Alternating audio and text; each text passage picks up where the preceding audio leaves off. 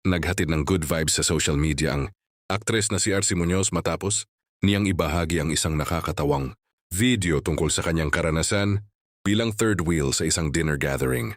Kinaumanin ng libo-libong reaksyon ang naturang post dahil sa kanyang nakakaaliw na pagpapatawa at relatable na sitwasyon. Sa simula ng video, makikitang masayang kumakain si RC ng steak habang umiinom ng white wine.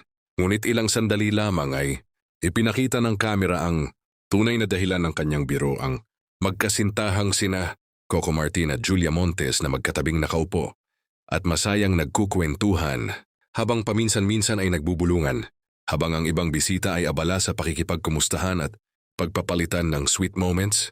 Si RC naman ay game na ipakita ang kanyang pagiging single.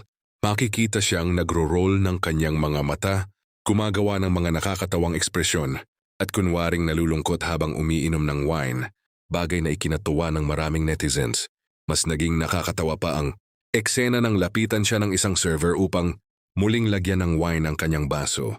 Nilagyan niya ng caption ang video ng Singles Pro Max at Single is Life, na lalong nagpatawa sa kanyang mga taga-subaybay at agad na naging usap-usapan online.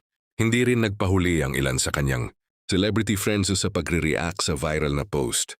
Kabilang sina Casey, Concepcion at Kakay Bautista na nagiwan ng mga laughing emojis sa comment section bilang pagsuporta sa nakakatawang content ng aktres. Marami naman sa mga netizens ang nagsabing sobrang relatable ng ibinahaging video ni RC, lalo na sa mga nakaranas ng maging third wheel sa mga pagtitipon. Sa kabila ng pagiging single, pinatunayan ni RC Muñoz na kaya niyang gawing katatawanan ang sitwasyon at maghatid ng saya sa kanyang mga tagahanga sa social media.